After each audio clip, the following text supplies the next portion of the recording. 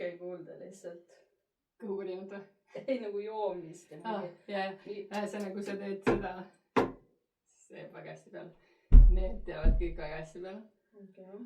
Ja ükskord me just siin salvestasime ühte mitte podcasti, vaid selliseid infotekste ja siis ma kuulen, mul kõht koriseb lihtsalt ja ma kuulen seda seal. Aga salvestame.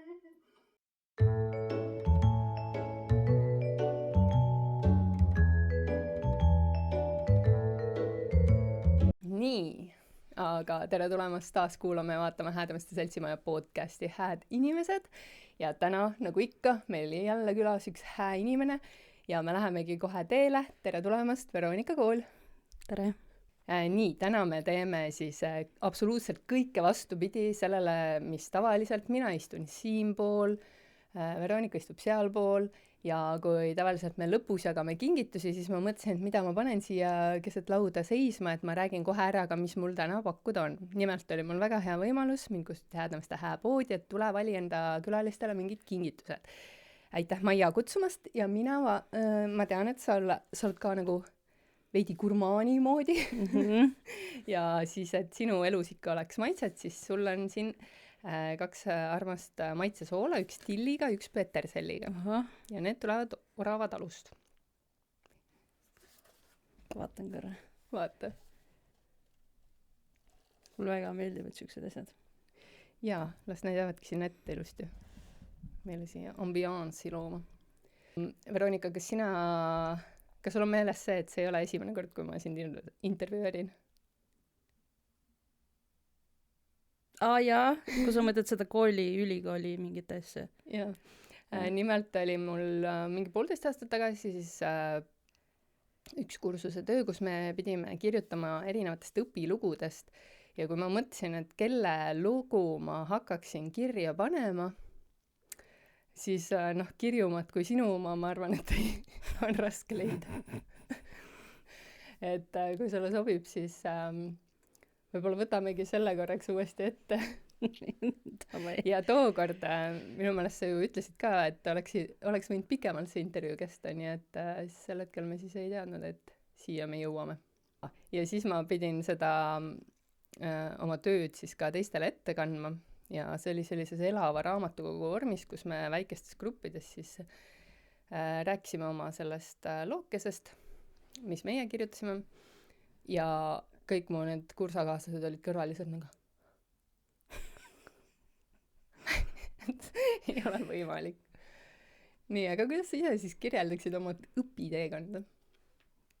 Raskelt. Või ei, tegelikult nii ei saa öelda. Mul ei olnud tegelikult midagi häda. Aga pigem siuke ülekäänduda, jah. No meie oleme ju klassikaaslased ja me oleme lastekaaslased, nii et ja meil on need kännud on suht samad ka palju aeg olnud. Et tegelikult räägime äkki sellest, mis praegu toimub, et sa õpid väga lahedal erialal ja mul on tunne, et see on päris selline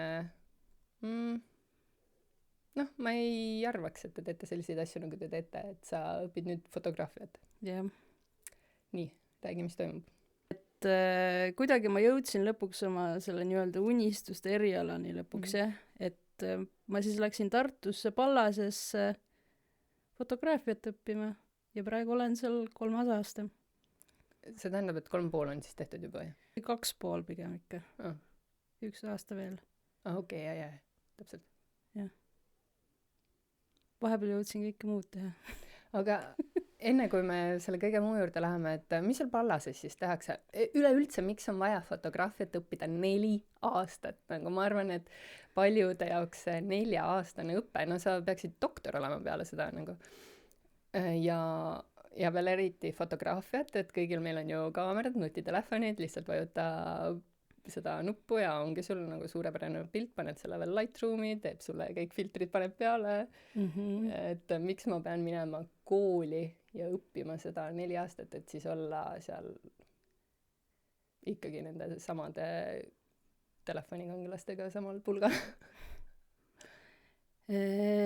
Jah, jah, ma olen ka kuulnud seda arvamust, et piisab nagu kaamerast lihtsalt, et ja võib-olla, ma ei tea, vaatad natuke YouTube'i kõrvale.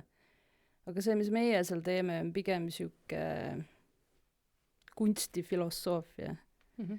Et nagu pigem me õpime seal, ma ei ütle, et praktikat ei ole, no hullu moodi on, aga hästi palju on seda teooria osa, et miks, kuidas, milleks, kunstist üleüldse, mitte ainult fotograafia tasemel.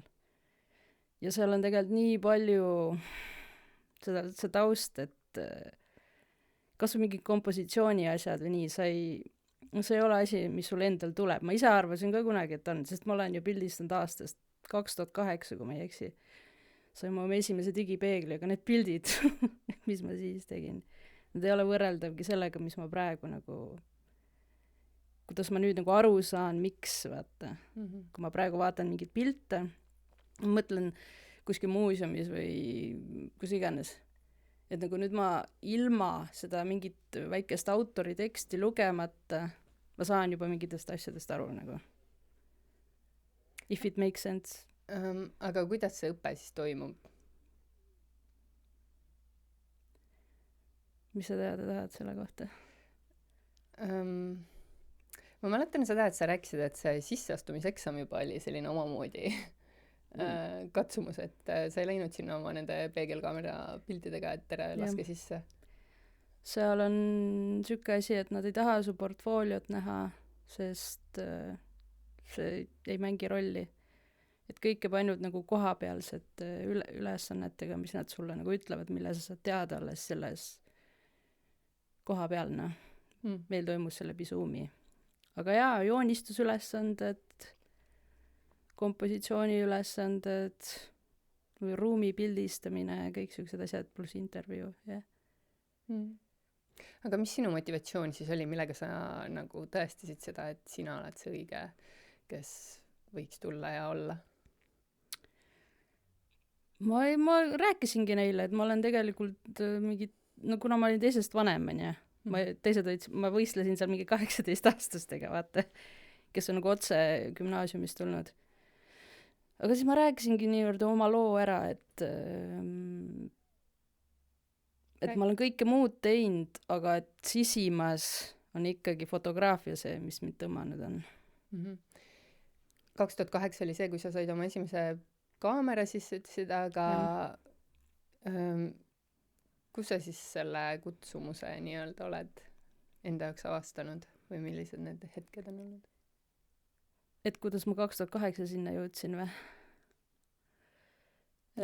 Selleks ma tänaksin Märt Kose ja Jüri Looringut, kuna ma hängisin nendega ringi ja nad olid juba sel ajal juba, nemad tegelesid fotoga hästi palju, vaata. Ja siis ma kõrvalt vaatasin, et ma tahaks ka. Praegu ma lihtsalt mõtlen seda, et Märt ja Jüri võiks mõlemad mulle siia külaliseks ka tulla, päris huvitavad tegelased. Okei. Ja siis tihtipeale eriti veel selliste praktiliste aladega on niimoodi, et kui saadakse sinna ülikooli siis sisse, et siis avastatakse, et vau, see on hoopis teine asi, mis ma arvasin. Et kuidas sinuga? See on ka, sest ma arvasin, et rohkem on see, et me käimegi kogu pildistamas. Ma ei osanud oodata, et me õpime seda nii nagu kunsti tasemel või nagu seda teooriat ja filosoofiat seal taga. Mis sellised lahedamad tööd või tegemised on olnud, mis sa oled saanud teha läbi selle ülikooli? Minu meelest see ülikooli üks selline hüve, lisaks sellele, et sa saad ka mingeid teadmisi küllap, on see, et sul ongi võimalus teha mingeid selliseid asju juba suhteliselt algajana, mida sa muidu ilma kontaktideta ei saaks. Võt see algas sellega, mis on lahedamaid asjad, jah? Jah, see oli küll ajaloo pikim küsimus. Ma arvan, et dokumentaalfotograafia tund, kus meid lihtsalt rebitakse oma kestast välja. Ma ütleks, et siin Eestis on hästi raske näiteks tänavafotograafiat teha, sest kellelegi ei meeldi, et sa neid pildistad. Aga seal oli see, et sind sunniti minema nagu mingi, mine nüüd turule, mine nüüd sildade juurde ja lihtsalt pildista. et need ülesanded olid hästi loomingulised, hästi äge õppejõud oli seal. Aitäh, Mark Raidpere. kuule, ma ei ole mitte ühtegi sinu fotot näinud ausalt öeldes, välja arvatud need ühed stuudiofotod mingi modelliga. mul kuidagi on nii läinud, et ma väga ei postita oma asju. Ma ei tea, mis värk sellega on. Noh, miks sa ikka ju tahad 4 aastat fotograafiat õppida, et siis iseendale neid teha? Mul kuidagi sellest, et ma töötasin seal Metas, on see, et ei ole väga sotsiaalmeedia kasutaja.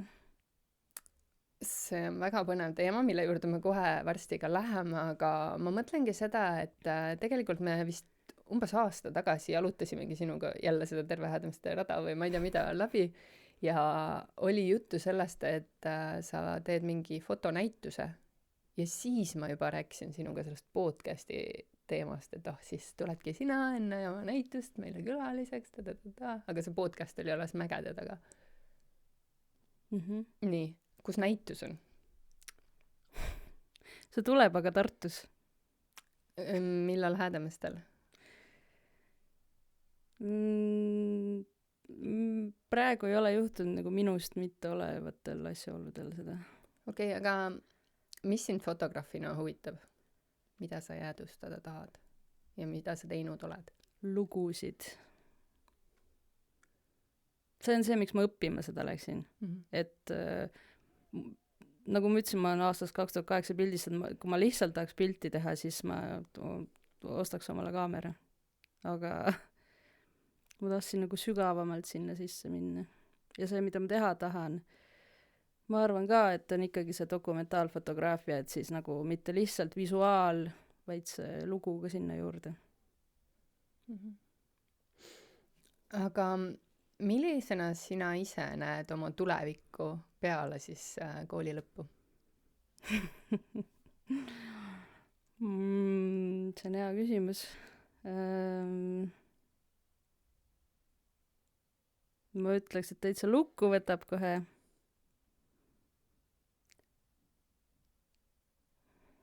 Kandev paus. Ma arvan, ma tahan juurde õppida ja siis selgub. Jälle tulen selle 4 aasta juurde, et kus sa siis juurde läheksid õppima? Või kuidas see jätkuõpe käib? No magistris Eestis on ainult, no kui ma kunsti tahan edasi õppida, siis Eestis on ainult see Eesti Kunstiakadeemia. Et seal on siuke asi nagu kaasaegne kunst, selle peale olen mõelnud, või siis pedagoogika. Kunstiõpetaja siis nagu. Ahah, jah. Ja. See nüüd läks küll täitsa skaala teisut, see lugu. Aga sa ütlesid seda ka, et sinna sisseastumiseksamitele minnes sa rääkisid neile, et sa oled kõike muud juba proovinud ja tõepoolest, nagu ma ütlesin, et sinu see õpiteekond on olnud väga kirju, et mida räägi nagu teistele ka, et mis sinna on ära mahtunud kõik? Esiteks ma ei tea, juba põhikooli ja gümnaasiumisse läks vist 4 aastat rohkem kui peaks. Siis ma õppisin psühholoogiat, siis ma olen õppinud nahkkäsitööd, siis ma olen õppinud natuke trükitehnoloogiat ja nüüd siis fotograafia. Ja kas sa kuulad ka mingit põrinat? Ei.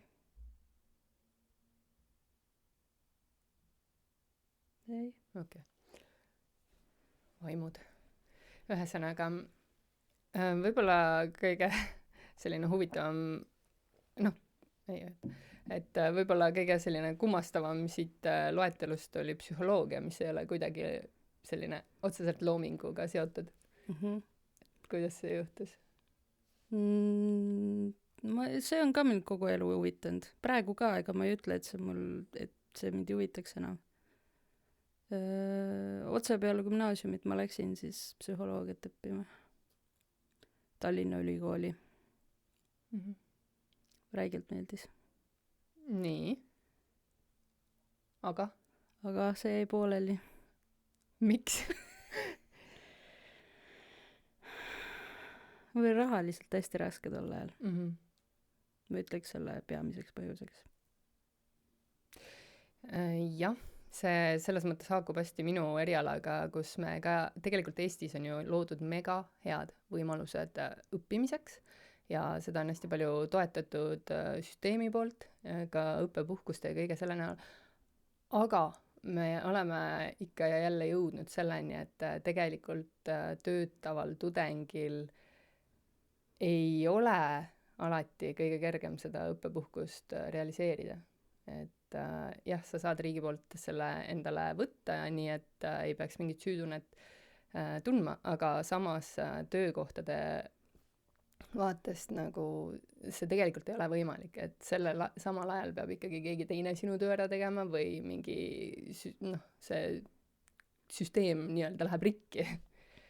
Et jah, ja praegu on see ka, et ma olen nii vana, et ma lähen eraldi leibkonna alla, ehk siis ma saan nagu toetust rahalist.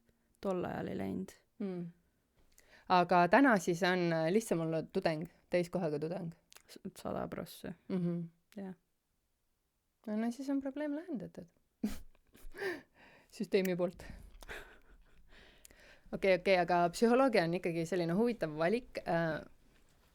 Tegelikult ei tea, ka vaata hiljuti oli siin meedias see lugu, et umbes ideedeta noored neiud lähevad psühholoogiat õppima. Mis sina sellest arvamusest? Ei, see on jah siuke prestiisi asi, nagu need õigusteadused ja asjad, et mingi kontingent tõesti on need, kes lihtsalt satuvad sinna. Nii, ja sina? Ei, ma tahtsin päriselt ikka. Sa ütlesidki, et sul koolitee kestis 4 aastat kauem kui tavaliselt? Jah, kahjuks küll. Ütle sa kahjuks? Tegelikult see õpetas nii mõndagi, nii et ma ei saa öelda kahjuks. Näiteks? Et mida ta õpetas? Ma arvan, see aitas mind veits maa peale tuua praeguste otsustega. Et ma ei teagi, kuidas seletada seda, aga ma arvan, kui ma ei oleks läbi elanud seda, mida ma tol hetkel tegin, siis ma võib-olla ei oleks praegu nii grounded või jah, ma ei tea, kuidas seda eesti keeles öelda. Hästi, 2 jalaga maa peal. Jah, ütleme nii, jah. Okei. No sinu kooliteekond oli väga-väga kirev ja me oleme ka varem kunagi pohviku aegadel rääkinud, et sinu kogu elust võiks terve raamatu või filmi kirjutada, on ju? Seda ma mõtlesingi, et sa mõtlesid seal alguses, kui sa küsisid, et sa oled mind varem ka intervjueerinud. Mõtlesin kohe seda, mis me rääkisime filmitsenaariumist. Aga kuidas sinu film algaks? Nii, nagu me arutasime. Ma ei mäleta, kuidas me arutasime algust, ma mäletan lõppu. Ma mäletan, et algus oli siuke, et telekas mängib koduvideo ja siis järsku mingi keegi viskab sinna klaasi midagi. Okei. See oli lõpp su arust või? Ei, seda ma ei mäleta. Mis see lõpp on siis? Ma ei mäleta seda. No ma arvan, et jätame selle siis. Ma ei saa ju filmi lõppu ära rääkida. No, ei saa. Jah. Aga see oli väga dramaatiline. Ma tahan teada ju. Okei, aga kuidas sinu lugu siis algab?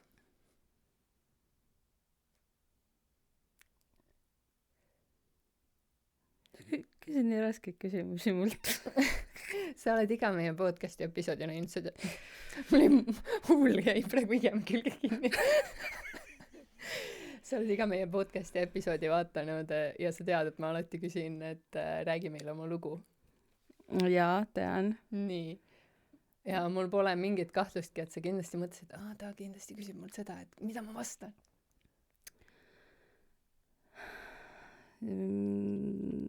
Ma mõtlesin, ma mingi lollakate lugudega jõuangi selleni kuidagi. Nii. Minul on sinust lapsepõlvest väga toredaid mälestusi. Võib-olla teemegi sellise saate, nagu ma ütlesin, et kõik on vastupidi, et mina hoopis räägin sinust täna. Ja sina küsid küsimusi enda kohta. Tavai. et tegelikult paljud teavad, et sinu hüüdnimi oli Mummu. jaa. et enne Ravenit võib-olla oli ka see küsimus, et kes see Veronika on, et ikka Mummu on ju. ja sa olid väga armsake väike roosade puhviskleitidega laps. hästi pikad juuksed. ja ma mäletan oma lapsepõlve või seda lasteaia siis mälestusi, et issand, kuidas ma tahtsin ka neid roosasid kleite. Need olid nii uhked lihtsalt. Päriselt? Jah. Okei. sa pole ise näinud või? Mis asja? Lasteaia pilte? Ei olen ikka, ma ei teadnud, et sina neid ihaldasid. no kuule, milline laps ei tahaks siis üle võlli sitsi sotsi? Ainult mina. jah, ainult sina. jah. aga vahepeal läheb nii. noh, ja nii su elu läkski. jõudsid kooli. aga lasteaiast kas sa oled sündinud Häädemeestel tegelikult või? jaa. aga te elasite juba lasteaial seal linnas või? Ma lasteaia käisin ju Häädemeestel. Linnas ma elasin 1. ja 2. klass. okei, sest mul nagu on meeles selline asi, et see oli nagu natukene võõras. ma ei tea. aga siis ma räägin siis neid oma mälestusi sinust, et üks neist oli see, kui sa kutsusid mind enda juurde külla lasteaia ajal, kui lapsed veel käisid omapäi ringi. ja siis see mälupilt on mul nagu nii selgelt silme ees, kus sa võtsid külmkapist ketšupi pudeli ja siis lasid mõni endale suhu ja see oli roheline. ja see oli mingil põhjusel ilmselt nõudepesu vahend või midagi. jah. ja minu arust me põgenesime sellel päeval lasteaiast ära. Nagu kuna ma elan lasteaia kõrval, siis hea oli üle aia ronida lihtsalt. või aiaaugust. või aiaaugust. millega meenub mulle teine laelugu. aga jah, too see nõudepesu vahendi joomine. ja siis sa karjusid, helista mu emale, ma suren. ei surnud. nii. siis nagu kogu su elukäik oli, et ikka ja jälle sattusid sa pahandustesse. kiusasid seal teisi lasteaias ja siis kukkusid endal mööda neid lasteaiatreppe näolõhki. nii. no siis sind viiti ära, aga sa mäletad seda? ei, sellepärast ma küsingi nii. ei, sa ise oled rääkinud, et sind pandi kuskile rattakorvi ja viidi sinna. See oli siis, kui ma mingi jõulupeo mingi proov oli või midagi siukest ja ma tantsisin jõulud ja ma lendasin selle kohaga vastu kapi nurka. ei, siis see ei olnud see kord. jah. siis mind pandi rattakorvi. ja viidi ambulantsi õmblema. ma siiamaani armasin.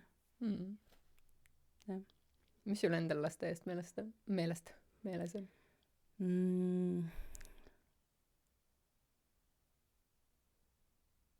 et kellelgi läksid juuksed põlema seal. Karolinal. oli nii või? Läksime küünaldega, jõulupidu algas. no see lihtsalt näitab seda ajastut, on ju, et see on nii normaalne anda mingi 4-5-6-aastastele lastele, panna nad sellesse ussi seisma, ootama, et saame minna allakorrusele jõulupeole laulma ja tantsima, kahekaupa kätest kinni ja küünlad. ootad niimoodi neid seal. Ja Karolinal olid siis need vahvlilokid, nii et tal oli super kohe soeng. ja järsku need olid leekides. ja kui mina tavaliselt mul oli alati üks kindel tantsupartner, nagu meil alati olid, aga teda ei olnud ja siis mina pidin Karolinaga tantsima ja ma mäletan seda kõrvahõisamist käis üle pea terve. ma mäletan, et ma kartsin meeletult jõuluvana. No, ma ei olnud nõus oma paki järele minema. no see ei ole muutunud väga paljude jaoks. lapsed. no üleüldse see kontseptsioon, mõtle, et kuule, mine nüüd selle võõra vana mehe juurde ja mine küsi kommi. ja mul meeldib hullult magada. nagu need lõunapausid. mäletan, ükskord mu vanemad tulid mulle lõuna ajal järgi sest oli vaja minna linna millegipärast mingit pidžaamat ostma, kui ma õigesti mäletan. Et oli mind kaasa nagu vaja. Ja ma niimoodi ulgusin, et ma ei saanud magada. See on siiamaani sama. Ja leidsime selle ühe ja ainsa lapse, kelle arvates võiks need lõununed jääda. Jah, nii mõnus. Aga mis veel? Ma mäletan, et seal oli lossi teemaline Lego, millega ma nii väga mängida tahtsin, aga poisid ei lasknud. Roland ja need. Võiks ju arvata, et Rolandile ometi teed ära. Jah. Vaat nende Legodega samamoodi oli nii, et mina ei tahtnud absoluutselt magada. Ja ma lõugasin ja karjusingi nii kaua, kuni lõpuks olin ma siis see üks ainus laps, kes võis üleval olla. Ja sel ajal, kui teised magasid, siis mina mängisin vaikselt Legodega ja ehitasin neid teiste Legosid ümber. Nii väga tahtsin, seal olid need lohed siuksed ja obused mustad olid seal komplektis. Ja... Kusjuures ma mäletan seda. Nii palju ägedamalt mingid nukud või midagi.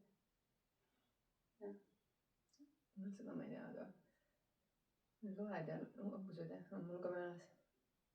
See on see, kui täna vaata lastele liiga palju asju ostetakse, et ainult üks Lego ja see kestab sul igavesti mälupilgis.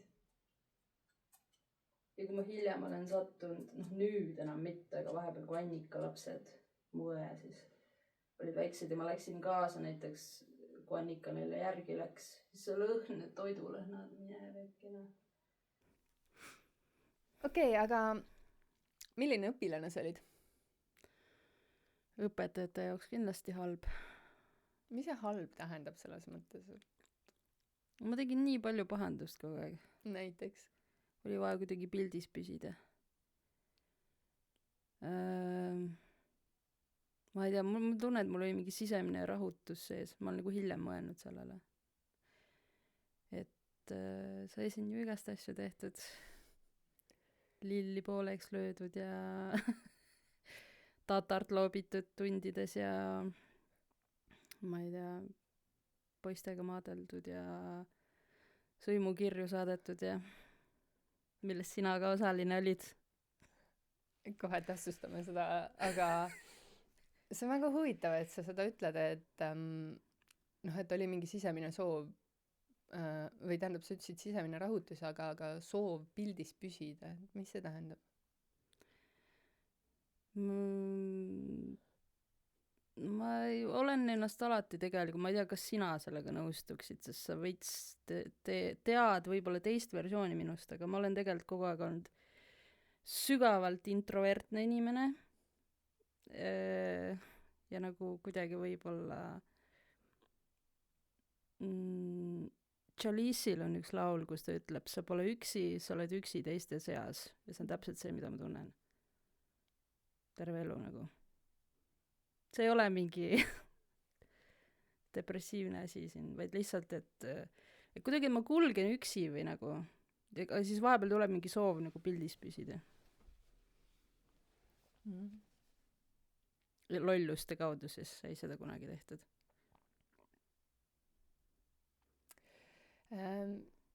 Sinul on kindlasti kõige huvitavam märkuste ajalugu. Mida sa mainisid ka, et Veronika loobib tunnis tatart, Veronika meisterdab tunnis medaleid, Veronika laulab tunnis jõululaule. Ja siis kuni tõesti välja selleni, et sai sõimukirju saadetud õpetajale. Ja lihtsalt täpsustamaks seda, kuidas mina seal osaline olin. Kohe täpsustame seda, aga ma mõtlen, et et kuidas üldse sellistesse lastesse suhtuti, et lahterdatigi või märgistati ära, näeb paha laps. Meil tolle oli osatud mõelda nagu siin neid seda tausta, et ilmselgelt miski põhjustab ju selle. Ja, nüüd ma tean, mis asi. Tahad sa seda rääkida? Ma võin sellest rääkida küll, jah. nii. Et ma hiljuti sain ATH diagnoosi ja see on kõik loksus paika nii-öelda. Kuidas see, mis see diagnoos sulle andis? Mingi kindlustunde, et ma ei kujuta ette asju. Et ma olen nagu ennast nii-öelda õigasti analüüsinud või nagu, jah. Mitte, et ma ei ole üks nendest, et mingi, ma ei tea, Google'i kaudu diagnoosin ise ennast või ma ei kujutan ette. Et sellel kõigel ikkagi oli põhjus ja ma soovin, et ajad oleks meie ajal ka olnud nii nagu praegu vaimse tervise osas, et osati nagu jälgida ja aidata ja märgata. No ATH-st rääkides siis ma peaks ütlema, et sa oled isegi täitsa julge, et sellist asja välja öelda, sest ma ei tea, kuidas sinule nagu tundub, aga minul on küll selline tunne, et see ATH on nagu väga häbimärgistatud, et kõigil on nüüd ATH. Ja on küll, ja järgmine moeaeg, kus peale gluteenitalumatust. Lõpeta. Mul on mõlemad. ja tegelikult väga hea, et jah, absoluutselt, sest minul on gluteenitalumatus onju ja siis ma ka ei käi seda nagu liputamas ringi, sest ma tunnengi, et see on nii naeruvääristatud ja ma ei viitsi sellega nagu tegeleda. Sellest ATH-st ma võin ka rääkida, aga ma ka otseselt nagu ma valin, kellele ma ütlen seda. Et ma ei viitsi ka kuuleta seda juttu, et mingi next one. Nüüd sa ütlesid muidugi seda umbes 300 inimesele. Aga see ATH teema on hästi huvitav minu jaoks ka. Ja lihtsalt, et noh, see ei ole mingi vabandus, vaid tegelikult see vastavalt sellele ju ongi sul hoopis teised mingid toimetulekumehhanismid ja see arusaam iseendast. Ja ma arvan, üks põhjus, miks on see, et järjekordne, kellel on see, et inimesed saavad sellest valesti aru. Nad on, nii paljudel on vale arvamus, et see tähendab hüperaktiivsust. Ja siis nad ei ole seda sinu juures näinud ja siis on mingi Aga tegelikult sellel on teine pool ka, see keskendumisraskused ja mul on pigem see. Jah. Aga tegelikult ja väga selline üllatav võib olla tegelikult see, et kuigi räägitakse, et kõikidel on ATH, siis see on jätkuvalt väga aladiagnoositud. Yeah. Sellepärast, et tänasel päeval muidugi lapsed võetakse kõik ette, aga need samad endised halvad lapsed võib-olla elavadki selle oma teistmoodi väikse ajuga, ja kui nad ühel päeval jõuavad selle diagnoosini, siis see tavaliselt ei ole läbi selle ei keskendumisraskuste või hüperaktiivsuse, vaid just nende kaasuvate probleemide, mis võibki olla näiteks depressioon või mingid muud vaimse tervise häired juba. Ja mina jõudsin selleni impulsiivsusega. Ma ei tea, kas ma nagu jätan enda selle osa sinna sisse, aga ma käisin, meil oligi, meil oli Pärnus vaimse tervise konverents, eelmise aasta lõpus just oli see juba, ma ei mäleta, igal juhul. Seal siis esines ka Margus Lõoka ja siis ta rääkis seda, et nutikellad jumalast head asjad on ATH-katele, et kuna neil on pidevalt vaja nagu seda preemiat, siis kogu aeg oma nende targetitega saad mingit seda dopamiinilaksu. Ja teine asi on muidugi see impulsiivsus, sellepärast, et ajul puudub see pidurdusvõime. Yeah. Ja, et siis mul juba oli telefon väljas, otsin nutikellad. Aga see selleks, siuke side note. Nii, aga ma ei saa elada ilma listideta. See on minu see, kuidas ma hakkama saan nii-öelda. ma arvan, mul, kui ma praegu võtaks oma telefoni välja selle Notes äpi, ma arvan, mul on seal 3000 sissekõnet või midagi siukest. mis see tähendab, mis listid? Nagu kas või see, et näiteks ma pean homme minema, ma ei tea, kell 9 kooli, siis mul on seal kirjas 8:40 kodust välja, 7:40 söö, kell 7 ärka, nagu kas või mingid siuksed asjad. Või siis mingid, mida teha vaja, sest muidu ma unustan 100%. Ükskõik mida, kas või mingi, ma ei tea, alustades poe nimekirjadest kuni kooli ülesanneteni või ma ei tea. Mul on sama muuseas. Kogu aeg listid. Jaa, poe nimekiri alati, isegi kui mul on vaja nõudepesuvahendit ja piimanja, need lähevad mul kirja, sest muidu ma tulen poest välja 3 asjaga ja ükski pole neist nõudepesuvahend ega piim. Ja sama on mingid nagu sellised igapäevased kerged asjad, mul kõik on kalendris, mingi mammaga poodi. Jah. Vii prügi tee äärde. Just tahtsin öelda, prügi välja viimine. Isegi kui see on siuke asi, mida ma peaksin nagu nii-öelda nägema, siis ilma listita see ei tule mul meelde. Jah. See on see, kuidas ma hakkama saan praegu. Aga nutikellad on hea mõte. Jah. Ma olen ka mõelnud osta uue, aga ma ei raatsi praegu.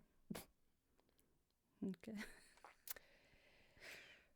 Mis veel Nii. on selline omapärane selle ATH juures sinu elus?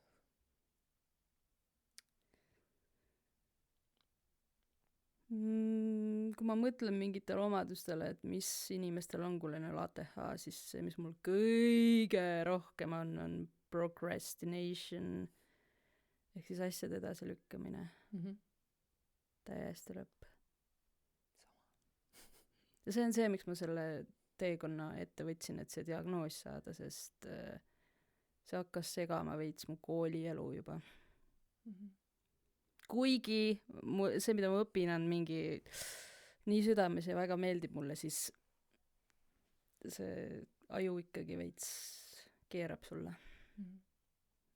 Ja kui mõelda tegelikult ka seda, et sul juba üldharidus jäi mitu korda pooleli, on ju, siis need erinevad kõrghariduse teekonnad jäid mitu korda pooleli. Ei, ainult 1 korra. Okei, sorry. Aga ikkagi need muutusid. Jah. Ei 1 korra, 2 ju. Mis see teine on? Trükitehnoloogia. Okay. Ei, aga trükitehnoloogia jäi mul pooleli sellepärast, et ma sain psühholoogiasse sisse. Ma jätsin sellepärast pooleli. No seda enam. Hüppasid väärtaselt teisele, sest huvikodusele. Seda ei pane siis. Okei. Nii, et mul endal, nüüd see on minu ja sinu saade. Oota, mis ma tahan öelda, ei ole, et huvi kadus ära.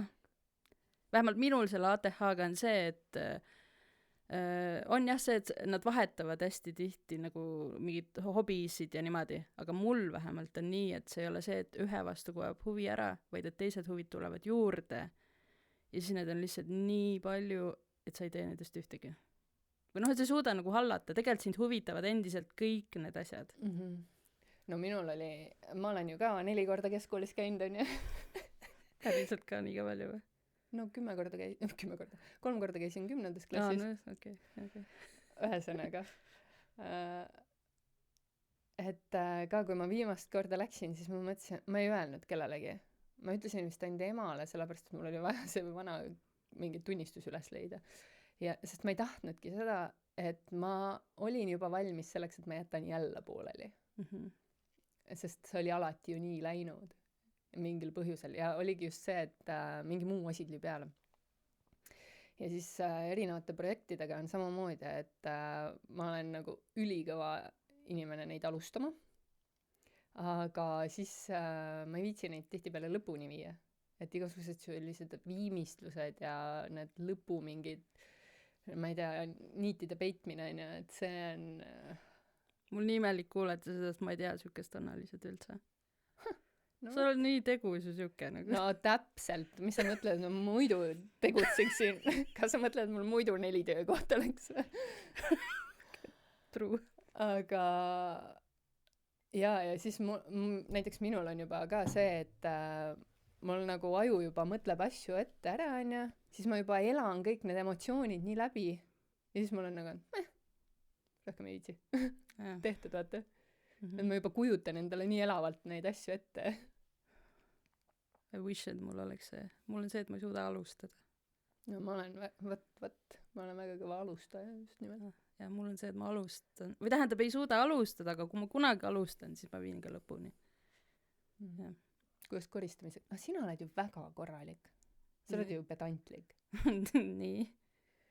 Ja kuidas koristamisega Jaa. mul on või?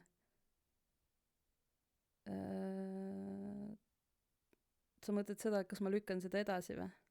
Või mis asja? on sul tuba sassis või ei ole? Ei ole. Pigem korras. Ma ei tea, mul meeldib, kui mul on nagu võib-olla see on see, et ajul on siiski lihtsam olla, vaata. Kui su ümber on nagu siuke korras ja puhas kõik. nojah, see on vaata mingi muu see, et see on üks koht, kus sa suudad kontrolli hoida nii-öelda. Jah. Sa võtsid selle teekonna, et okei, ATH-le on nagu hästi iseloomulik ka see, et ongi loomingulised inimesed, et tegelikult ju enamus muusikud, näitlejad, mingi, ma ei saa öelda enamus, see on nüüd küll meelevaldne, aga väga paljud ongi saanud endale selle nii-öelda diagnoosi, nii-öelda, näed, ma ise ka ju juba siin pisendan seda, aga on saanud endale selle diagnoosi, nad on sellest rääkinud ja tegelikult ka öelnud, et see ongi see, mis neid on selle teeni viinud. Aga ja siis ma olen kuulnud seda, et nad ka võtavad ravimeid, aga nagu sellisel perioodil, kui neil ei ole vaja tõsiselt tööd teha. Okei. Et muidu see tõmbab nagu ka seda Liiga nagu loomingulistust okei. allapoole. Ma ei tea, see on nagu naised saunas jutt muidugi. Ma ei ole seda veel tajunud, sest ma ei ole väga kaua neid rohte võtnud veel. Aga mingit muutust oled täheldanud või? No rahulikumaks on tõmmanud küll, jah. No seda on näha. Aga nüüd jäi klaarimata see, kuidas mina sinu sõimukirjadega olen seotud. Jah. Et ja ma ei ole. Rohkem kui, et ma lihtsalt joonistasin ühe jänese. Oota, alustaks sellest, et neid oli 2.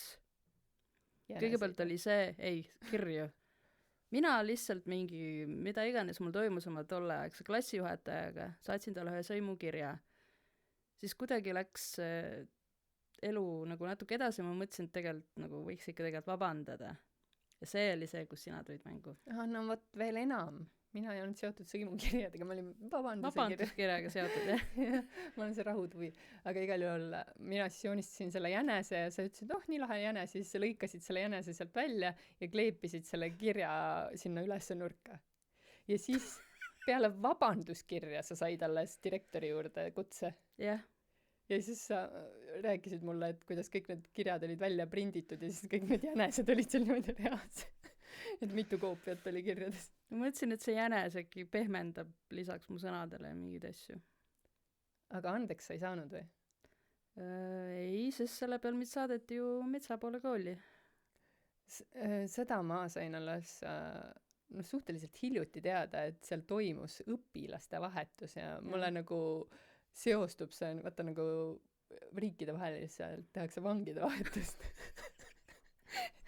Üks halb vahetatakse teise halva vastu. Ei, see töötas. Meil mõlemal läks peale kooli vahetust hästi. Ehk siis mind saadeti metsa poole ja sealt saadeti üks probleemne laps häädemestele vastu.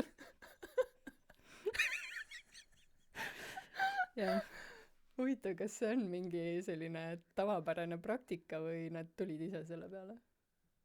Ma ei tea, nii veider. Ma sain sellest teada üldsegi metsa poole kooli õpilaste kaudu, et mind sinna saadeti. Mulle seda ju ei öeldud veel. Enne teadsid nemad. Seal olid vist mingid jutud ka levinud, et tuleb sealt häädemestelt keegi. Jah, mingi kurdi paari. Aga ei, siis ma sattusin siuksesse klassi, kus aidati öelda mõistus pähe tõmmata. Aga Metsapool on üldse hästi tore kool olnud alati ja mul on selline tunne.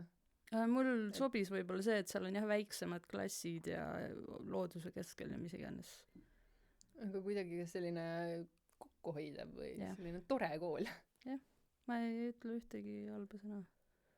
Mitte, et ma Häädemeeste kooli kohta ütleks, vaid ühesõnaga mulle mõjus positiivselt see, et mind saadeti sinna. Peale keskkooli sa läksidki siis Tallinnasse psühholoogiat õppima, onju. Kuidas siis Häädemeeste lapsel Tallinnasse noorena kolimine on? Ma elasin seal varem juba. Kui ma läksin Pärnu täiskasvanute gümnaasiumisse, siis poole pealt ma kolisin Tallinnasse. Kuskil 11. klassi poole pealt ja lõpetasin selle niimoodi ära, et ma käisin vahepeal kohal lihtsalt. Mu tolle aega elukaaslane kolis Tallinnasse ülikooli ja siis ma läksin kaasa. Nii, kuidas Tallinna elu oli siis? Vaene. Mul on tunne, et see psühholoogia tuli lihtsalt valel ajal. Et see on võib-olla siuke asi, mida ei peaks minema otse gümnaasiumist õppima. Ma tegelikult täiesti nõustun. Mõtle, et võib-olla jälle ma mõtlen valesti, aga et sa oled 18-aastane, sa lähed psühholoogiat õppima, su õpe kestab ainult 3 aastat, sa oled 21.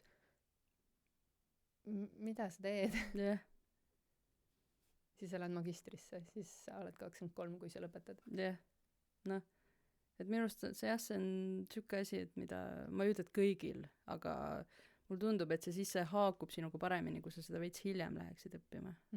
Et sul on vaja nagu mingeid kogemusi ja mingeid elukogemust, jah. Jah, selleks meie armas sõber Taavi lõpetab kohe varsti psühholoogia magistri, meie klassivend. Alles nüüd. Okei, aga see nahatehnoloogia, Nii. selleks ajaks sa olid siis kui vana? Või kuidas see siis tuli? 28 või midagi siukest. Mis sa vahepeal tegid nii kaua? Psühholoogiat õppisin ju. 8 aastat või? 10? Ma ju läksin sinna hiljem, sest ma olin ju istuma jäänud mitu aastat. Õigus jah. Okei. Siis mul oli avarii vahepeal, kus ma ei teinud midagi. Räägi sellest avariist. Vaata, sinuga, tegelikult lähmegi nende lugude juurde, et sinuga on alati niimoodi, mitte alati, see on vale nüüd jälle, aga sinuga on tihti nii, et sinuga juhtuvad nagu sellised lood, mida teistega mitte kunagi ei juhtu. Et see ei ole võimalik lihtsalt. Ja minnes tagasi sellesse kooliaega, kui sa veel Häädemeeste koolis käisid, siis sul oli üks väga kummastav juhtum linnas. Kivist räägid. Jaa. Ja jalutasin ema ja isaga Malmö tänaval. Malmö tänaval tahtsime minna Abakani, mingit käsitöötunniks mingid asju ostma. Ja järsku käis siuke laks vastu pead mulle ja minu automaatne, et mis juhtus, ma automaatselt arvasin, mu ema lõi mulle käega vastu pead. Sest miks mitte? Jah, aga mu isa nägi, et tegelikult kukkus kõrval olevalt maja katuselt mulle kivi pähe. Nii, see juba iseenesest on selline... Siis me läksime Abakani ja ma hoidsin käsi mütsi peal, sest ma ei julgenud, ma ei tea, kas valus oli või midagi.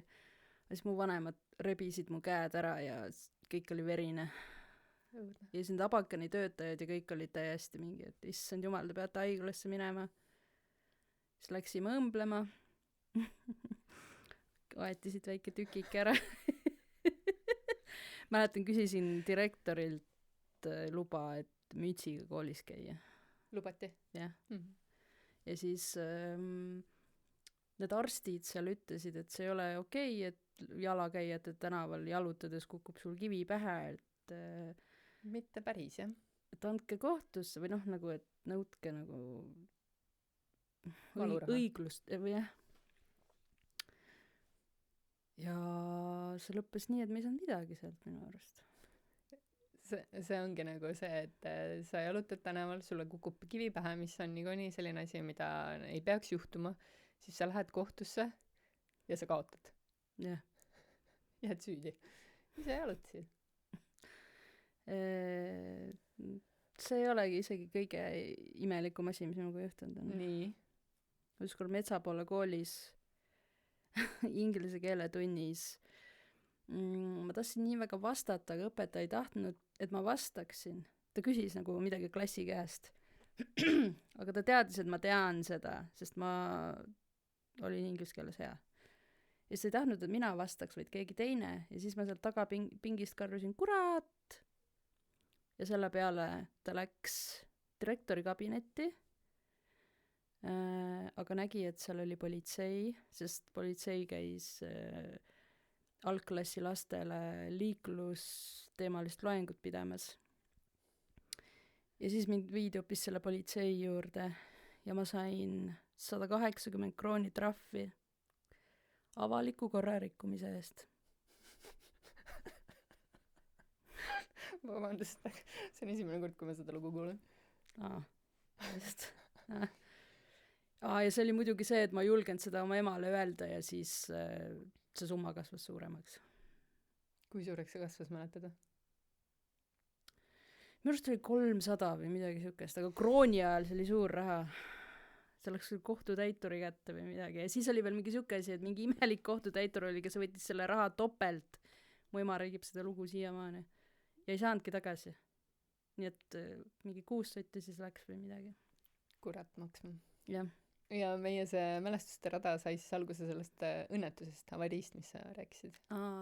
Jah. Et see oli rolleriga, on ju? Jah. Mul isa ostis kunagi rolleri ja siis ma sõitsin sellega siin Häädemeestel. Aga kuna ma elasin Tallinnas ja ma tahtsin seda kaasa võtta sinna millegi pärast. Paariks päevaks. Aga ma läksin ja järgmine päev, kui ma selle rolleri Tallinnasse viisin, juhtus avarii. Ja see iroonia minu meelest on veel see, et nad ju keelasid sul minna sellega, et äkki juhtub midagi. See põhjus, miks ma läksin, tuli meelde, et ma läksin tülli nendega, ma tahtsin sealt ära saada, sest õhtu oli ja bussid ei käinud enam, siis ma mõtlesin, kurat, ma lähen rolleriga siis. Ja järgmine päev juhtus avarii. Kuidas see sinu elu muutis? Ma ei ütleks, et ainult negatiivselt, sest tänu sellele ma sain julguse ilma näha. Minu selle kursuse töö üks selline eredam hetk, mida ma siis esitlesin teistele, oligi see siis, kus sind oligi tabanud üks ebaõnn teise järel, see saatus oli selline konarlik üle kändud, on ju, nagu räägitud, ja siis sa lõpuks võtsid selle nagu, ja siis sa nagu lõpuks võtsid selle teekonna ette, et nüüd on minu tulevik on minu kätes ja otsustasid minna Lõuna-Ameerikasse. Ja. Lendasid välja, plaan jääda aastaks või rohkemaks. Ja see oli märts 2020. Jep. 1. märts 2020 lendasin ja mis maailmal läks lukku 8. või? 12. 11 päeva. Siis hakkas koroona. Ja sa töötasid koolis. Jah. Ma ei kujuta seda ette, et sa oled nii kaugel oma kodust, kõikidest ja kõigest, mida sa tunned. Lõuna-Ameerika, Guatemala, suvalises väike küla koolis. Ja sul põhimõtteliselt kaob kõik. Seal oli veel see 10 korda hullem kui Eestis ka, nagu need piirangud. Sa ei tohtinud isegi tänaval käia. Ainult oma hoovis pidi olema. Milline su elu seal oli siis? Alguses oli lõbus. Oli niimoodi, et lapsed saadeti koju, sest keegi ju ei teadnud, kaua see kestab ju. Ja siis me olime seal teiste vabatahtlikega. Ma siis läksin sinna inglise keelt õpetama ja kunsti ringi tegema. Ja siis alguses me oli, mingi saame siin lihtsalt olla, vaata. Ja nende teiste vabatahtlikega ma ei tea, mängisime võrkpalli, mida iganes teha annab, mida sa seal koha peal ühes hoovis tegema pead, on ju. Aga siis, kuna see kestis juba nii kaua, et need teised inimesed muutusid nagu veits frustreerituks, et nad tahavad koju minna, et nad ei taha seal olla enam. siis hakkasid järjest ükshaaval inimesed ära minema. Korraldati üle maailma ju neid nagu, et riigid aitasid oma kodanikke koju tuua. Eesti lendu ei tulnud sealt küll, isegi kui ma oleks nagu tahtnud, vaata. Ma oleks saanud lennata mingisse teise riiki ja sealt siis edasi kuidagi Eestisse. Aga ma ei tahtnud sealt ära tulla, sest kogu point oli see, et Eestist ära minna. Siis ma mõtlesin, et ma ootan selle aja ära. Ja lõpuks ma olin seal täiesti üksinda. Kõrval, hoovi peal kõrval majas elas see kooli direktor, teda nagu vahepeal nägin. Aga 4 kuud vist ma olin täiesti üksinda. Õnneks oli internet. Ja siis ma oma ajaga, kui sa küsid, mis ma tegin, siis selle ajaga näiteks õppisin hispaania keele selgeks. Ma ei tea, tegin trenni seal ja lahendasin ristsõnu. Vaatasin filme täiega. muidu räägitakse nendest Eesti narkomuuladest, kes seal Lõuna-Ameerikasse kinni jäävad. No, mul oli plaan ikkagi edasi minna, nagu Guatemala oli mu teine sihtkoht, kui ma käisin Mehhikos ka natuke. Ja mul oli plaan reisida kogu see Kesk-Ameerika ja see ülemine ots Lõuna-Ameerikast. Ja ma olin täiesti kindel, et kui need piirid lähevad lahti, et siis ma jätkan. Aga seal Guatemalas need piirid ei läinudki lahti. Kõigepealt, kuidas sa üldse Guatemala peale tulid, et sinna saaks? Mõtlesin, et ma tahan minna vabatahtlikku tööd kuhugi tegema. Ma teadsin, et Euroopa see kindlasti ei ole, sest see on minu jaoks igav. Siis Põhja-Ameerikasse, nagu mingi USAsse, ma tahtsin midagi eksootilisemat ja siis jäigi kas Lõuna-Ameerika, Aasia või mingid Aafrika kohad. Aga siin on need Aafrika riikidesse olid hullud tingimused, et sul oli mingi bakalaureuse kraadi vaja mingitel asjadel, kui ma vaatasin. Ja see tundus veits ohtlik, nagu ise sinna minna. Siis jäi Aasia versus Lõuna-Ameerika. Ja lõpuks ma valisin Lõuna-Ameerika sellepärast, et ma mõtlesin, et ma saan selle keele selgeks. Sest kõik nad räägivad seal hispaania keelt, on ja. Et kui ma lähengi järjest riigist riiki, et siis mul on keel jääb kogu aeg samaks. Aasias ei oleks ju olnud nii. Sa ütlesidki, et lapsed saadeti koju. Jah. See tähendab, et tegemist oli siis internetkooliga. Jah. See oli siuke süsteem, et 2 nädalat, nagu need lapsed 2 nädalat käisid koolis ja 2 nädalat olid kodus, sellepärast, et seal lapsed hakkavad, ma ei tea, 3-aastaselt tööle juba. Ja vanemad ei olnud, nagu need olid sellised natuke probleemsemate perede lapsed, mitte mingid linna elanikud, vaid maapiirkondade need, et kus lapsed ikkagi töötasid pere heaks ja siis on ainuke viis, kuidas see töötab, et vahepeal tuleb lastel ikkagi tööl käia. Ma tahtsin teha seda nalja, et nagu need Eesti Kalevipojad, aga siis oli täpselt nii nagu Eesti Kalevipojad. Ja siis seal koolis oli siis neil ühik moodi asi, kus siis kõik elasid see 2 nädalat koos. Kui vanad need lapsed olid, kellega sa siis tegelesid? 7 kuni mingi 16. Okay. Seal ei ole sellised klassid, et vanuse järgi. Seal on nii 7 kui 16-aastased inimesed on segamini ühes klassis. Aga millised need õppetingimused on? Et ma ei tea, kas sa Hiie episoodi oled vaadanud, tema käis ju Aafrikas koolis. Et kus seal plekkpurkide peal arutati. Sarnased. Seal ei olnud mitte midagi. Me mõtlesime, et me teeme neile võrkpalliväljaku, et vahepeal mingi peale tunde niimoodi teha. Me konkreetselt laenasime külameestelt macheted, tegime ise selle rohuplatsi, läksime ise oma vabatahtlik raha eest, ostsime palli, kui me tahtsime mingit nii-öelda pikapäevarühma siis nagu teha, et peale kooli tundide nagu tegevusi, kõik need asjad pidime ise ostma.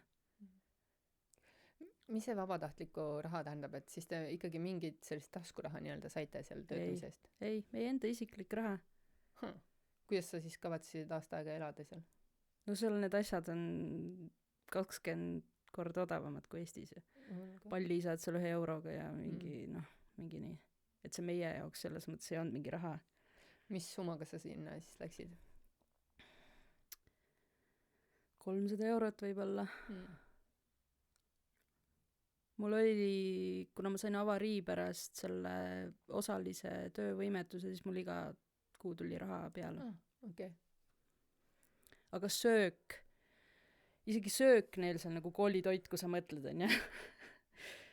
Konkreetselt, absoluutselt iga päev sama asi, siuke oasupp, mis oli konkreetselt, kujutad ette, et oad ujuvad pruunis oavedelikus, soe. Ja see, mis seal vahetus oli, et iga päev oli, et kas 2 viinerit või 1 keedumuna või ma ei tea, maisist tehtud tortilla või mingi, aga kogu aeg see oasupp ja selle tõid lapsed ise pidid tooma. See oli nii, et tuled kooli 1 kott maisi ja 2 kotti ube. See oli see kooli maksumus neile. Jah. Sama toitu sõime meiega. Ube ei taha enam näha.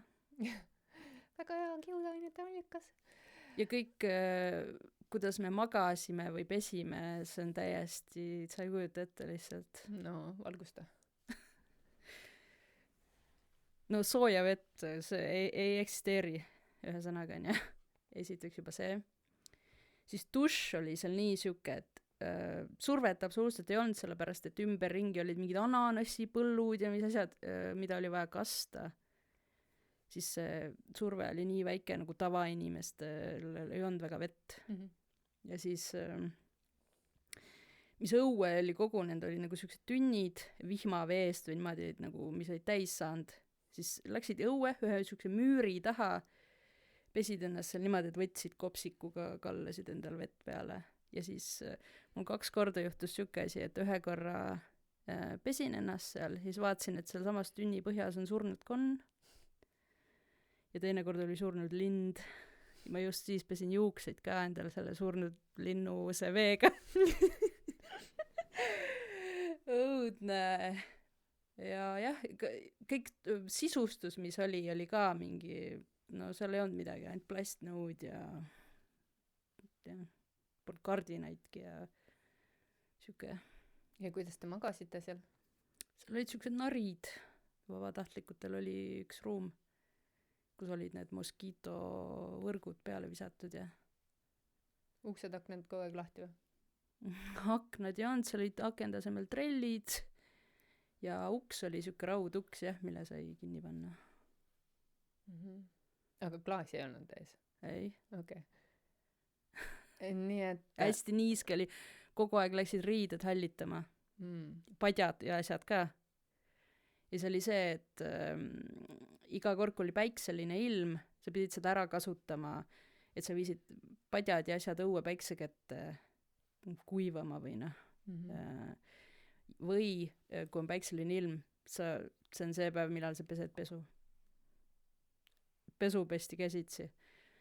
Betoonist siuke plokk on, mis on nagu siuksed ribid nagu, siuke nagu laineline. Paned oma riide sinna peale, kopsikuga kallad vett, siis on siuke tükk seepi, hõõrud sellega seal ja hõõrud vastu neid ribisi seal. Käed olid lõhki kogu aeg, sest niiske vaata. Ja olidki hõõrud sealt need läbi ja siis pärast loputad need riided ära kuivama päikse kätte. Aga kui sa tegid seda siis, kui oli vihma sadas või noh, nagu siuke halvem ilm, kui ei paistunud nagu päike, noh, oli nagu pilves, need riided ei kuivanudki sul ära, see oli nii niiske. Ainult päiksese päevaga sai pesta. Norm. Sa ütlesid, et seal olid trellid akende ees ja rauduks. Kas see, milline see turvalisuse tase seal siis oli? Või mis sealt varastada selles mõttes siis oli, et nagu ei kõlanud midagi väga? No vabatahtlikke asju. Kuna neil endal seal midagi olnud, aga meil olid ju läpakad ja mis iganes ja see oli selle jaoks. Kuidas seal inimkaubandusega oli? Väga teemasse, see on sinu episood. Seal oli niimoodi, et tänavatel oli politsei ja üldse noh, isegi poe turvamees, kõigil olid relvad, siuksed, mida sa näed, automaadid ja nemad ja mitte mingi väike revolver. Aga minus tekitas see just turvalisust minu arust. Et kui midagi peaks olema, kõigil on relvad. Nagu ma ei, seal tänaval ja nii ma ei tundnud seal kordagi hirmu või kuigi mind vaadati, sest ma olin nagu noh, gringo nende jaoks, on ju, valgenahaline. aga ma ei tundnud seal hirmu. No ma mõtlesin, et äkki neid kohalikke lapsi varastati. Ei tea, võimalik. Mul on endal Aasiast samasugused mälestused, et esiteks minu esimene reis ju oli ka Filipiinidele, mis oli ka täiesti, ma ei teadnud mitte midagi sellest kohast. Ja seal, see oli üks nendest ainsatest riikidest, kus oli samamoodi, et tänaval seisid turvamehed, kellel olid suured automaatpüssid käes. Ja teine asi siis, miks ma küsisin inimkaubanduse kohta, oli see, et ma nägin nagu sarnaseid koolimajasid Kambodžas. Ja seal oli niimoodi, et kui sa saabusid sinna lennujaama, siis seal olid seinte peal sellised kirjad, et kui teile pakutakse nii-öelda lapsi erinevateks teenusteks, siis öelge ei. Et see on ebaseaduslik. Wow. See on võib-olla valgete meeste pärast sinna pandud. Ei, Guatemalast ma ei sugust asja ei tea. Kuigi pealinnas, kui ma ühes teises kohas vabatahtlik olin, mitte enam koolis, siis need inimesed rääkisid mulle iga aast jutte, mis seal juhtunud on. Ja ma ise nägin ükskord autos maha lastud meest. Mis asja? Nagu ummik oli, ma olin bussis, mul oli vaja sõita teise linna ja millegipärast oli ummik.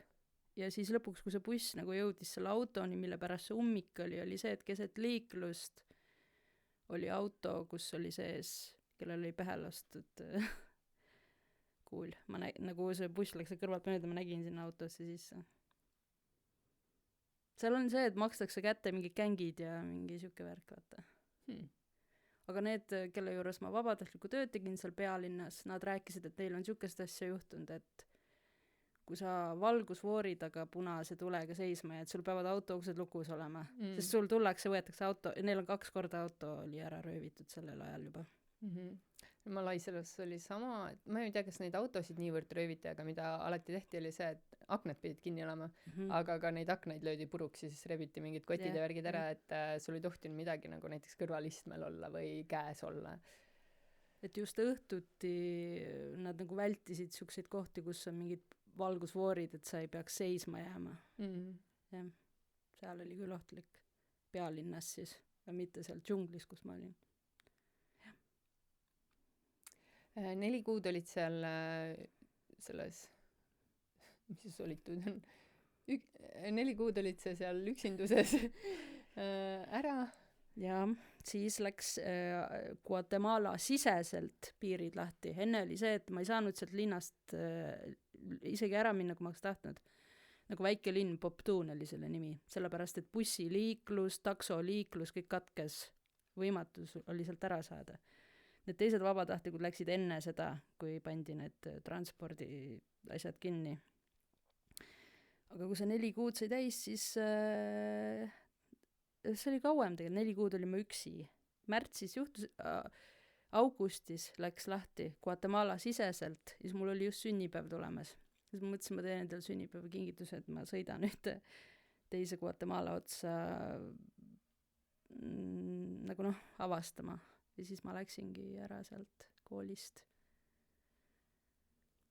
Läksin sinna Floresesse, kus on see Guatemala rahvuspark, kus need püramiidid on. Tegin endal selle sünnipäeva kingituseks. Ja siis ma hakkasin otsima Guatemala siseselt nagu muid vabatahtlikke asju. Ja siis ma sattusingi sinna pealinna ühte kristlikusse organisatsiooni, kus oli üks Ameerika perekond 3 lapsega, kes vedasid seda siis nii-öelda seal. Ja minu tööks oli kontoris abistada absoluutselt kõigega. Ma ei tea, auto oleks mingi jupp katki, davai, telli uus. Nad just ehitasid ühte kohta feeding centerit. Nende organisatsioon tegeles siis sellega, et orbudele ja leskedele jagasid riisi, maisi, ube, siukseid asju on ja. Ja siis ehitasid feeding centerit, et kuhu siis nii-öelda ladustada kõik see värk. Ja siis, ma ei tea, otsi sellele pakkumisi, kes ehitaks katuse. Mingi siuksed kõikjal põhimõtteliselt, mida kontoritöös nagu teha saab. Ja. Kui kaua sa seal olid? Ma olin seal kõige kauem. mingi pool aastat vist või 7-8 kuud, midagi siukest. Ja siis ma tutvusin, neil oli niimoodi, et see maja, kus nad elasid, kuna nad tahtsid nagu kõigega raha teenida, siis see oli ühtlasi ka hostel, nagu ülemised korrused. Ja siis vahepeal see käis, aga see oli tuntud kui kristlaste hostel, nagu mingid connectionid, keda nad teadsid. Ja seal peatusid 2 Kanada tüdrukut, kes ütlesid, et nad lähevad Rio Dulcesse, mis on ka üks linn seal Guatemalas.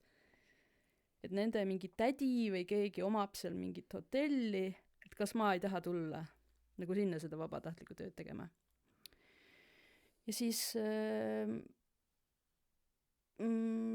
ma läksin, aga mitte sinna hotelli, vaid ma sattusin nende mingi tuttavate juurde jahi peale elama umbes kuuks ajaks ja nendel oli orbude kodu, kus olid Guatemala lapsed, kes olid pere juurest ära võetud, keda oli nagu seksuaalselt väärkoheldud ja siis nad elasid seal ja siis ma käisin seal abiks mängimas nendega ja mingit nagu aega veetmas. Sest nad olid üsna kurvad lapsed. Nagu, et neil oli vaja, et nagu inimest, kes nagu tegeleks nendega ja nagu tõstaks tuju. Siis elasin seal jahi peal, üliäge kogemus. See kõlab nagu 2 sellist tõesti erinevat poolust, et ühest küljest sa elad seal jahi peal, jumalast lahe, ja siis oma päevatööna käid tõstmas nende kurbade laste tuju. Et kuidas see kogemus sind mõjutas? Raske oli, kui sa seda mõtled. Oli küll jah, aga äge ka. Nagu nad vaimustuvad väga lihtsasti. Et siuksed väiksed asjad teevad neile väga rõõmu ja mulle nii meeldis nendega mängida. Mul on kahju, et mu hispaania keel ei olnud siis veel nagu nii hea, et ma oleks neist rohkem aru saanud, kui praegu näiteks on jah. Et jah. Need, kellel see jaht oli, need ise siuksed hipi inimesed, et see jahi peal elamine, see oli nagu taotluslik. Ja sealt sa tulid siis tagasi koju või? Siis ma läksin avati see kool jälle, kus ma esimesena olin. Siis ma läksin sinna tagasi. Uuesti sinna kooli. Olgu, kuidas seekord läks? Siis teisi vabatahtlikke ei olnud seal, vaata. Siis ma olin üksi seal. Ja siis olin seal nii kaua, kuni kooli aasta sai läbi. Seal on ka suvepuhkus ja nii. Ja siis ma tulin tagasi. Ma tegelikult ei tahtnud tagasi tulla. Ma otsisin tööd seal Guatemalas. Aga see osutus nii raskeks, sest seal on meeletu bürokraatia, mida kõike sul vaja on, et nagu tööle saada. Ja siis edasi ma ei saanud reisida, sest riigid olid ikkagi lukus, et mul oli võimalik ainult siis Guatemalasse jääda. Aga siis ma ei leidnud, siis ma tulin tagasi. Ja nädal aega hiljem üks keeltekool kirjutas mulle, et tule hispaania keelt või see inglise keelt õpetama. Aga ma olin siis kodus juba. Mis ma tahtsin öelda selle bürokraatia kohta, et üks totakas asi, mis mulle takistuseks osutus, oli see, et mul ei olnud krediitkaarti. Nende tingimus selle tööviisa saamiseks on see, et debetkaart ei sobi lihtsalt, ma proovisin. Krediitkaardid on, seepärast, et nad on arvinud, et need, kes sinna tulevad, on ameeriklased ja nendel on ju tiitessaat juba, vaata. Mul ei olnud. Okei, jama. Koju tulles sa said ka väga põneva töö. Jaa. Nii, ja mida sa juba põgusalt mainisid, et sa läksid Metasse tööle. Ja Meta on siis see, mis haldab Facebooki, Instagrami, ja WhatsAppi, jah.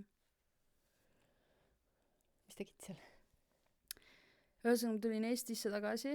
Ma olin tegelikult siis veel Guatemalas, kui ma nägin seda töökuulutust ja see ei asunud Eestis, vaid Riias. Siis ma kandideerisin sinna ja siis ma tulin Eestisse juba tagasi ja siis nad tahtsid intervjuud teha minuga. Ja ma sain sinna. Läksin siis Riiga elama, ma olin Eestis nädal aega või midagi siukest ja siis ma juba läksin uuesti minema Eestist Riiga. Ja see oli põhimõtteliselt content moderation ehk siis need inimesed, kes vaatavad, mida maha jätta ja mida ära kustutada. See on ülipõnev töö ja ma arvan, et selle selliseid telgitaguseid väga paljud ei kujutagi ette, et see isegi kõlab natukene uskumatult, et tegelikult on mingid tegelased kuskil Riias ruumitäis inimesi kontorites, kes kontrollivad kõike, mis sinna metasse postitatakse, et see ei ole mingi automaatne asi, vaid seal on päris inimesed, kes siis modereerivad seda sisu, et mis on sobiv ja mis mitte. 10-liikmeline eestlaste tiim oli seal, kus me siis vaatasime üle reporte, mida inimesed on siis teinud. Sa saad teavitada, kui sa näed midagi kahtlast. Pluss robotalgoritmid siis mingite sõnadega ise otsisid meile asju, et mida üle vaadata. Ja päevas üks inimene teeb umbes 1000 otsust. Kas sa tahad öelda siis, et eestlased reportivad 10 000 asja päevas? Ja isegi rohkem. Ma arvan, et ma ei ole oma elus ühtegi reporti teinud. Jah. Meil on, sa näed, ma töötajana nägin, kes ka reportis, siis on nagu mingid kindlad inimesed juba kujunenud, kes koristavad seda ruumi siis nii-öelda. Kas see on siis nende poolt selline tänuväärne töö või tüütu, et? Ei, pigem tänuväärne ikka. Ja.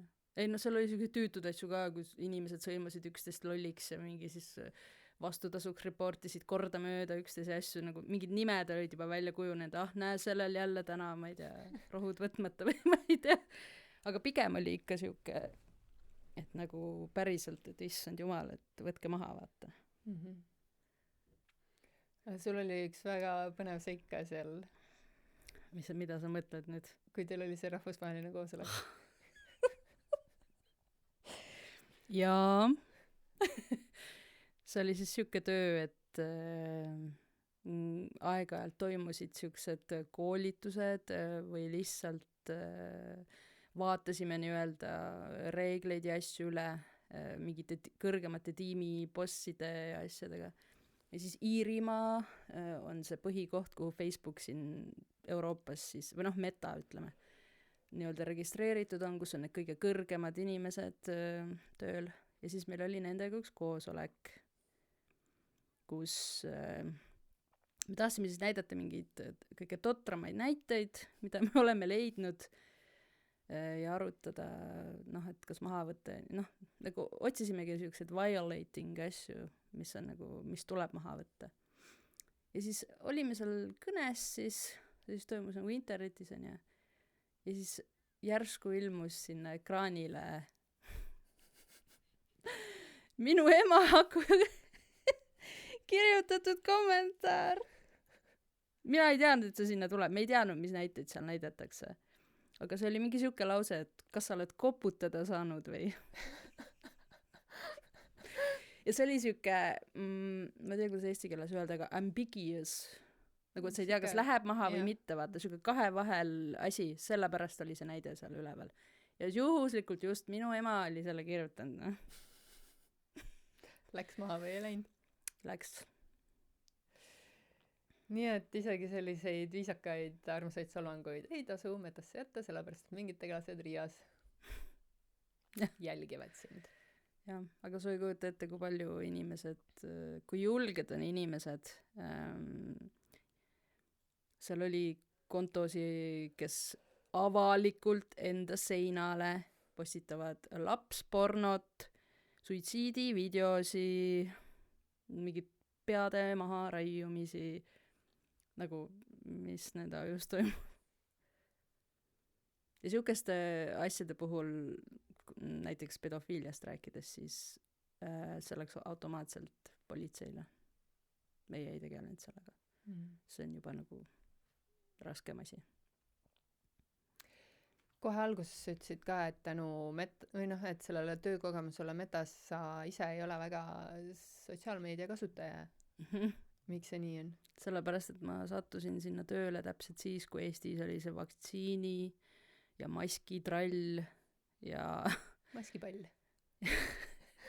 ja nagu ma ütlesin, et üks inimene teeb 1000 otsust ja lihtsalt 1000 korda päevas lugeda, kuidas kõik on nii lollid, nad ennast vaktsineerida lasevad, mingid protestid ja see viskas lihtsalt kopa ette. Aga kui ma praegu mingeid, näiteks on ajalehe artiklid, midagi sellist natukenegi intrigeerivat või vastuolulist ja vaatan neid kommentaare, siis seal on jätkuvalt väga palju neid, et küll olete lollid ja nii edasi ja nii edasi. Et neid siis lihtsalt ei reportita, et need jäävad sinna alla või? Või nad ei vasta mingitele reeglitele. Meil oli siuke guidelines, juhis, mille alusel me neid otsuseid tegime ja väga palju on võimalik niimoodi öelda, et seda ei saagi maha võtta. Kui keegi ütleb suurele grupile, te olete lollid, see jääb ülesse. Ta peab nimeliselt, et sina, Anna-Liisa, oled loll, siis see läks maha. Keegi ei ütleks niimoodi minu kohta. Et meil oli jõhkralt reegleid seal ja need muutusid kogu aeg. Või veel enam, vaata, kui me hakkasime seda podcasti tegema, siis natukene on ikka nagu hirm, et äkki tuleb mingi väga halb kommentaar, et see lööb rivist välja ju. Nüüd ma tean, et ma saan selle reportida. Kui keegi ütleb, et kuule, Anna-Liisa, sa ikka absoluutselt ei oska midagi teha seal. Et umbes, sina vist töötasid seal Metas, kui minu vanaemal juhtus internetis selline lugu, et tema sai siis Metalt selle teate, et ta on rikkunud kasutajareegleid ja vanaema on nii närvis, et mis asja, kuidas ma olen, et ma ei saa aru, mis see tähendabki. Ja siis ma vaatasin, et ta oli siis jaganud pornot. Minu vanaema. Ja palun ärge praegu kinni pange, sest ma kohe selgitan. Nimelt ta oli jaganud vist mingit nami retsepti, aga nami oli häkitud ja sinna siis selle retsepti, õunakoogi retsepti asemel oli pandud mingi selline erootiline sisu. Ja selline asi, kuna seda jagati hästi palju, vaata, selline asi läheb spämmi alla, mis on absoluutselt number 1 tier listis kõige räigem violation.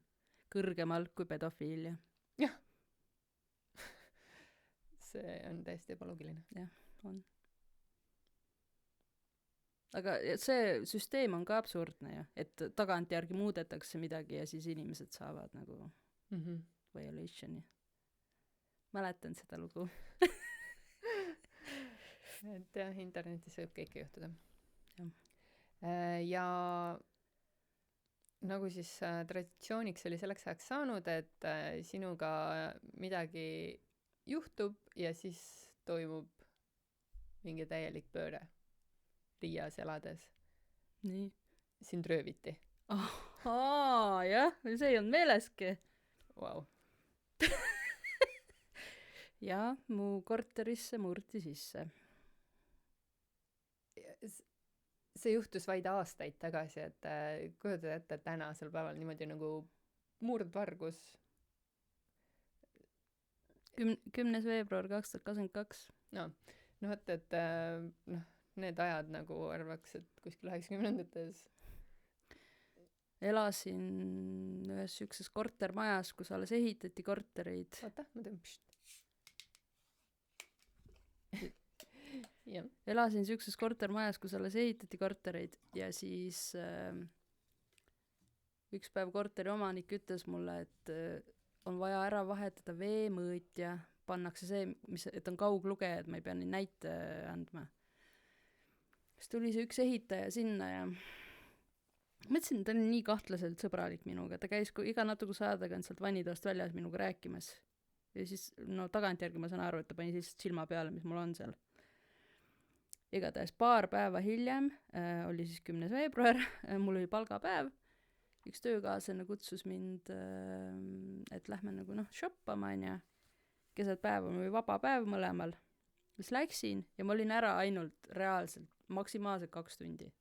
Keset päeva, mitte mingi kurdi õhtul. Tulin tagasi, jalutasin trepist üles ja näen seal koridoris maas on see luku südamik, vaata. Siis mõtlesin, what the fuck, mis siin juhtunud on, vaata. Et ju siis nendel ehitajatel midagi. Ja kui ma jõudsin oma ukseni, ma nägin, et minu uksel ei ole seda enam, vaata. Ja mu esimene mõte ei olnud, et mind on röövitud. Mu esimene mõte oli, et kuna nad käisid kogu aeg seal mingi redelite ja asjadega, et nad on millegagi pihta läinud ja see on ära tulnud sealt eest. Et kogemata, kui ma selle ukse avasin, kõik oli seal segamini seal maas, kõik oli läinud ka. Et mult rööviti siis ära läpakas, 2 telefoni, tööarvuti, absoluutselt kõik mu fotokaamerad, ehted, kõik mu laadjad, spordikell, optilised päikeseprillid, millest on ainult mulle kasu, mu saapad, mu T-särke, mu seljakotid, köögiblender, köögikaalud, kõik, mida võtta andis ühesõnaga, pass. Ja ma teadsin kohe sellel momendil, et need on need ehitajad, sellepärast, et mitte üks inimene ei olnud mul seal korteris käinud, kui see üks töökaaslane ja see üks ehitaja. Mitte keegi teine ei olnud mul külas käinud, mitte midagi. Siis ma käisin uurimas naabritelt, osades korterites veel elasid inimesi, ülemisi ehitati. Mitte kellelgi teisel ei olnud nagu röövitud, vaata. Ainult üks minu korter. Miks peaks varast tulema? Just teadma, et täpselt seal ühes korteris nüüd praegu inimesi ei ole, vaata. Siis ma saan aru, et mind jälgiti, et kui ma läksin nagu välja, kohe tehti korter tühjaks ja nii kerge on ju välja viia asju, näiteks prügikottidega, kui sa oled ehitaja, keegi kahlustaks vargust, vaata. Ja nädal hiljem ilmusid sinna hoovi kaamerad. Ja lõpuks saadi teada, olidki need ehitajad. Leiti peidukas, kus oli igast jalgrattaid ja nad olid veel varastanud. Mitte sellest majast, aga veel asju varastanud. Sina midagi enda asjadest tagasi ei saanud? Ei, mitte midagi. Ma ei tea isegi, kas neid anti mingi kohtusse või mis iganes, sest üritasin uurida seda, aga mul oli mingi siuke uurija, kes absoluutselt mitte mingit infot ei anna. Siis ja ütles kogu aeg, et ma vaataksin ühele lehele, mis on nagu sarnane asi, nagu meil on eesti.ee, aga et sinna sisse saada, sul peab olema Läti isikukood, mida mul ei olnud. Siis ma üritasin neile seal selgitada, võtsin oma need lätlastest sõbrad, tõlkisid mulle asju, helistasid minu eest, kõike. Et kas kuidagi ikkagi ma saan ligi nendele asjadele. ei saa. Ja siis tuli 2 nädala pärast Ukraina sõda, ja siis mulle öeldi sealt politseist, et sorry, kõik meie ressursid lähevad sellele, et tegeleda selle sõjaga. Et ei ole aega mingi pisivargustega siin tegeleda. Ja siiamaani mitte midagi. Ma olen aastaid hiljem helistanud, aga ei võeta isegi vastu.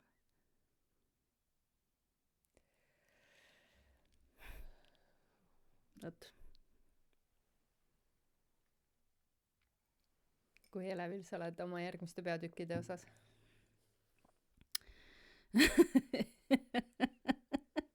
Et nagu veel midagi juhtumast.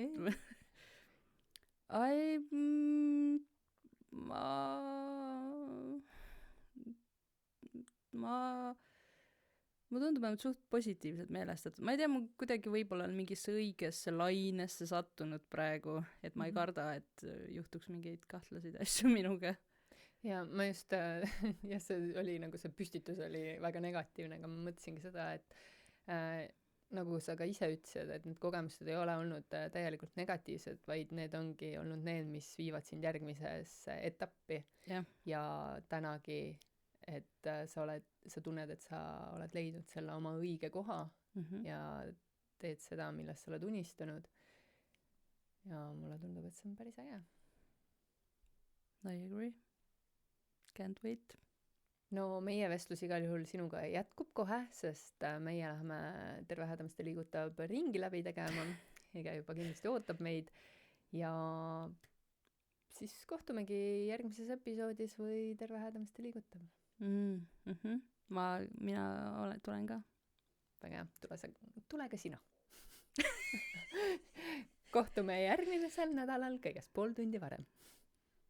Jah. See on vale. Aitäh, et kutsusid. Ja aitäh, et sa tulid. Et tegelikult me mõtlesime, et tuleb naljakas episood, aga väga naljakas ei olnud, aga väga huvitav oli küll minu meelest.